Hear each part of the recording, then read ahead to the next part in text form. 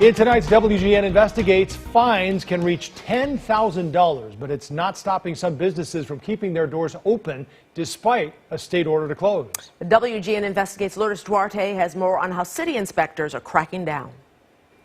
The city's business enforcement arm has fielded more than 3,400 complaints about alleged violations of the order requiring non-essential businesses to remain closed. Places like gyms, smoke shops, and car washes appear to be open, at least until a city inspector stops by.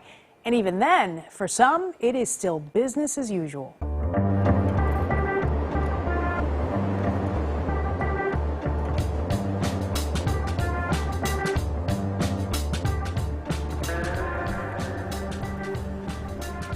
On the north side in the Edgewater neighborhood, our camera was rolling on this nail salon as 3 people went inside.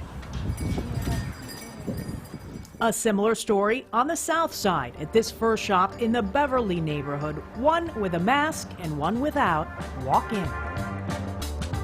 I mean, we cannot be more clear. People need to stay home. This is not business as usual.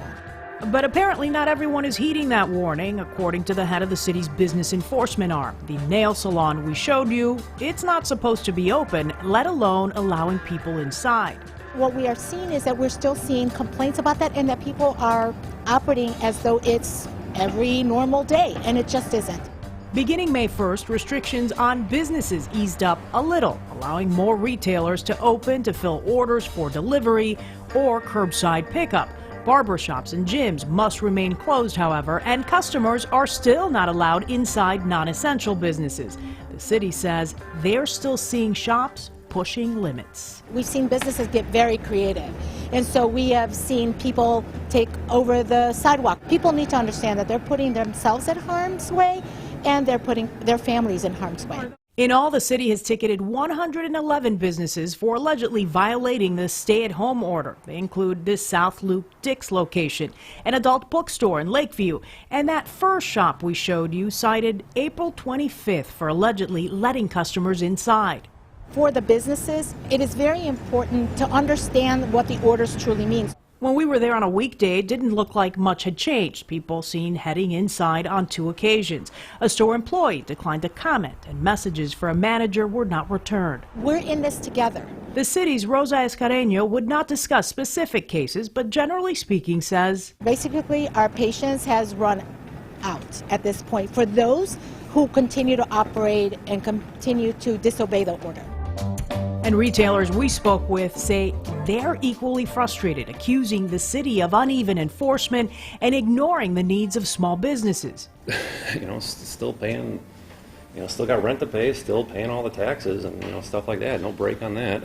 Adam Kress is the owner of River North CrossFit. Before the pandemic hit, yeah, we would get, a couple hundred people a day through the door. 20, 30 in a class was kind of the norm. Not so anymore. The city says it had received 3 complaints about the gym still operating, an alleged violation of the order, before an inspector wrote them up March 31st. Kress, though, claims he wasn't holding classes and never got a warning from the city. How it all went down has left a bad taste. There's the rule for, some people, and there's a different rule for other people. Man, the city just wants their, money. And many of these businesses saying that they just want to stay above water at this point. A study released this week found that 100,000 small businesses nationwide will likely permanently shut down from the pandemic. Business owners who were cited will have their day in court before an administrative judge. That judge will be the one who decides what, if any, penalty the store owners will pay. The city says the citations are given as a last resort when a business repeatedly refuses to comply.